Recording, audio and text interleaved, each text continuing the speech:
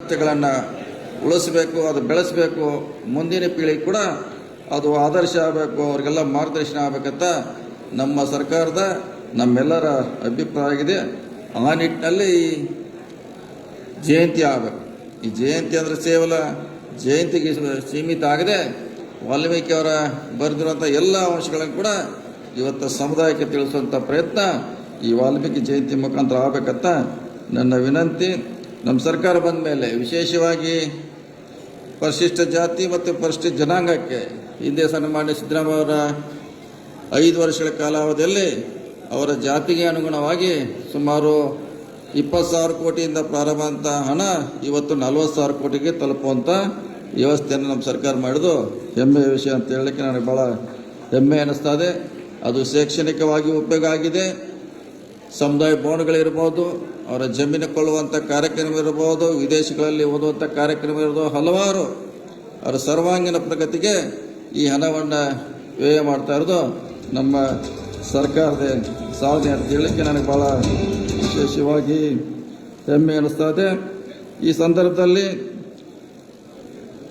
ಈ ಪರಿಶಿಷ್ಟ ಪಂಗಡ ಕಲಾ ಇಲಾಖೆಯಿಂದ ಇದು ವಿಶೇಷ ಕಾರ್ಯಕ್ರಮವನ್ನು ಹಮ್ಮಿಕೊಳ್ಳುವ ಮೂಲಕ ಅದು ಬೋರ್ವೆಲ್ ಇರ್ಬೋದು, ನಮ್ಮ ದದ್ದಲ್ ಅವರ ಅಧ್ಯಕ್ಷತೆಯಲ್ಲಿರುವಂಥ ನಿಗಮದಿಂದ ಹಲವಾರು ವೈಯಕ್ತಿಕವಾಗಿ ಅವರನ್ನು ಆರ್ಥಿಕವಾಗಿ ಮುಂದುವರಿಸಬೇಕು, ಅವ್ರನ್ನ ತಮ್ಮ ಜೀವನ ಕಟ್ಟಿಕೊಳ್ಳಲಿಕ್ಕೆ ಹಲವಾರು ಜನಪರ ಕಾರ್ಯಕ್ರಮವನ್ನು ಸಮುದಾಯದ ಪರವಾಗಿ ಇವತ್ತು ಜಾರಿ ಮಾಡುವಂಥ ಪ್ರಯತ್ನ ಅವರು ನಮ್ಮ ವಾಲ್ಮೀಕಿ ನಿಗಮದಿಂದ ಸನ್ಮಾನ್ಯ ಶಾಸಕರ ದದ್ದಲ್ ಮುಖಾಂತರ ಈಗಾಗಲೇ ನಡೀತಾ ಅಂತ ಹೇಳಲಿಕ್ಕೆ ನನಗೆ ಭಾಳ ಸಂತೋಷ ಆಗ್ತಾ ಇದೆ.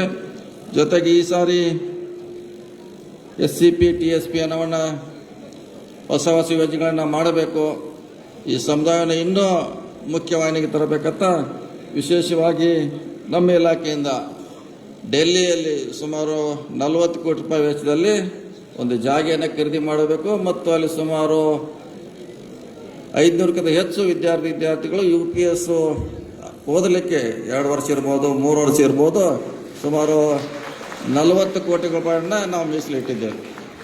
ಅದರಲ್ಲಿ SCಗೆ ಮತ್ತು STಗೆ ಡೆಲ್ಲಿಯಲ್ಲಿ ಕಟ್ಟುವ ಮೂಲಕ ಬಹುಶಃ ದೇಶದಲ್ಲೇ ಒಂದು ರಾಜ್ಯ ಡೆಲ್ಲಿಯಲ್ಲಿ ಕಟ್ಟಿ UPSC ವಿದ್ಯಾರ್ಥಿಗಳಿಗೆ ಸಹಾಯ ಮಾಡ್ತಾ ಇರೋದು ಅದು ನಮ್ಮ ಇಲಾಖೆಯಿಂದ ಅದನ್ನು ಕಾರ್ಯಗತ ಮಾಡ್ತಾ ಇದ್ದೀವಿ.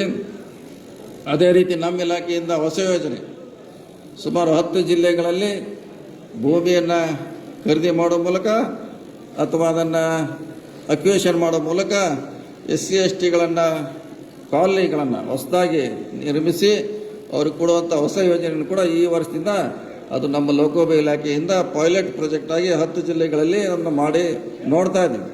ಅದು ಯಶಸ್ವಿ ಆದರೆ ಬಹುಶಃ ಇಡೀ ರಾಜ್ಯಕ್ಕೆ ಅದನ್ನು ಪ್ರಯೋಗ ಮಾಡುವಂಥ ಹೊಸ ಕಾಲನಿ, ಅದು ವಾಲ್ಮೀಕಿ ಕಾಲನಿ ಇರ್ಬೋದು, ಅಂಬೇಡ್ಕರ್ ಕಾಲನಿ ಅಂತ ಹೆಸರಿಡುವ ಮೂಲಕ ಹೊಸ ಒಂದು ಪ್ರಯೋಗವನ್ನು ನಮ್ಮ ಲೋಕೋಪಯೋಗಿ ಇಲಾಖೆಯಿಂದ ಮಾಡೋದು ಒಂದು ಹೊಸ ಕಾರ್ಯಕ್ರಮ ಕೂಡ ನಾವು ಮಾಡ್ತಾ ಇದ್ದೀವಿ.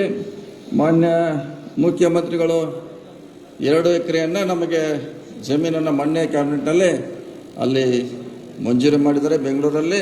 ಅದಕ್ಕೆ ವಾಲ್ಮೀಕಿ ಸೌಧ ಅಂತ ಹೆಸರು ಇಟ್ಟು ಮುಂದಿನ ದಿನಗಳಲ್ಲಿ ಅದಕ್ಕೆ ನಾವು ಹಣ ನೀಡ್ತೀವಿ ಅಂತ ಮುಖ್ಯಮಂತ್ರಿಗಳು ಈಗಾಗಲೇ ಭರವಸೆ ನೀಡಿದ್ದಾರೆ.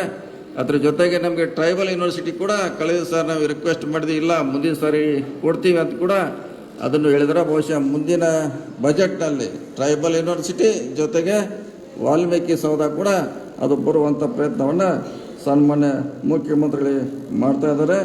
ಇನ್ನು ಹಲವಾರು ಯೋಜನೆಗಳನ್ನು ನಮ್ಮ ಇಲಾಖೆಯಿಂದ ಮತ್ತು ಟ್ರೈಬಲ್ ಇಲಾಖೆಯಿಂದ ಮಾಡುವಂಥ ಪ್ರಾಮಾಣಿಕ ಪ್ರಯತ್ನವನ್ನು ನಮ್ಮ ಇಲಾಖೆ ಮಾಡ್ತಾ ಇದೆ.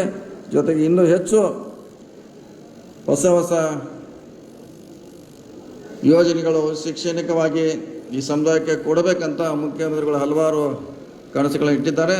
ಅದು ಮುಂದಿನ ಬಜೆಟ್ನಲ್ಲಿ ಅದನ್ನು ಘೋಷಣೆ ಮಾಡ್ತಾರೆ ಈಗಾಗಲೇ ಹೇಳಿದ್ದಾರೆ. ಅವರು ತಮ್ಮ ಭಾಷಣದಲ್ಲಿ ಕೂಡ ಅದನ್ನು ಹೇಳುವಂಥ ಪ್ರಯತ್ನ ಮಾಡ್ತಾರೆ ಅಂತೇಳಿ ಇವತ್ತು 5 ಜನ ಪ್ರಶಸ್ತಿಯನ್ನು ಸ್ವೀಕಾರ ಮಾಡಿದ್ದಾರೆ. 5 ವಿಭಾಗಗಳಲ್ಲಿ ಅವರು ಸಮಾಜಮುಖಿಯಾಗಿ ಕೆಲಸ ಮಾಡಲಿ, ಸರ್ಕಾರ ಗುರುತಿಸಿ ನಿಮಗೆ ಪ್ರಶಸ್ತಿ ಕೊಟ್ಟಿದೆ, ನೀವು ಯಾವ ಭಾಗದ ಮುಖಂಡರಾಗಿ ಬೆಳಲಿಕ್ಕೆ, ಸಮಾಜವನ್ನು ಸಂಘಟನೆ ಮಾಡಲಿಕ್ಕೆ, ಸಮಾಜದ ಸಮಸ್ಯೆಗಳನ್ನು ಪರಿಹಾರ ಮಾಡಲಿಕ್ಕೆ, ಸಮಾಜ ಸುಧಾರಣೆ ಮಾಡಲಿಕ್ಕೆ ನಿಮಗೆ ಸರ್ಕಾರ ಈ ಇಲಾಖೆ ಒಂದು ಒಳ್ಳೆಯ ಅವಕಾಶಗಳನ್ನು ಕೊಟ್ಟಿದೆ.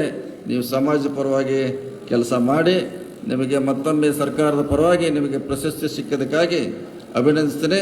ನೀವು ಕೆಲಸ ಒಳ್ಳೆಯ ರೀತಿಯಲ್ಲಿ ಮಾಡಿ ಸಮಾಜಕ್ಕೆ ಮಾರ್ಗದರ್ಶಕರಾಗಿ ನೀವು ಕೆಲಸ ಮಾಡಿ ಅಂತ ಇವತ್ತು ತಮ್ಮಲ್ಲಿ ವಿನಂತಿಯನ್ನು ಮಾಡಿಕೊಳ್ತಾ, ಸುಮಾರು ಕಾರ್ಯಕ್ರಮವನ್ನು ಇನ್ನಷ್ಟು ಮಾಡಬೇಕಾಗಿದೆ. ಅದನ್ನು ಹಂತ ಹಂತವಾಗಿ ನಾವು ಮಾಡುವಂಥ ಪ್ರಯತ್ನ ಮಾಡಿ ಈ ಸಮುದಾಯಕ್ಕೆ, ಅದು SC ಇರ್ಬೋದು, STಗೆ ನಾವು ವಿಶೇಷ ಅನುದಾನಗಳ ಮೂಲಕ ಆ ಸಮಾಜವನ್ನು ಎತ್ತಬೇಕು, ಅವರನ್ನು ಮುಖ್ಯವಾಗಿ ತರಬೇಕಂತ ಸನ್ಮಾನ್ಯ ಮುಖ್ಯಮಂತ್ರಿಗಳ ಕನಸು ಏನಿದೆ ಆ ಕನಸು ಮುಂದುವರಿತಾ ಇದೆ. ನಿಮ್ಮೆಲ್ಲರ ಸಹಕಾರ ನಮ್ಮ ಮೇಲೆ ಇಲ್ಲ ಅಂತ ಹೇಳಿ ನನ್ನ ಮಾತು ಮುಗಿಸ್ತೇನೆ. ನಮಸ್ಕಾರ.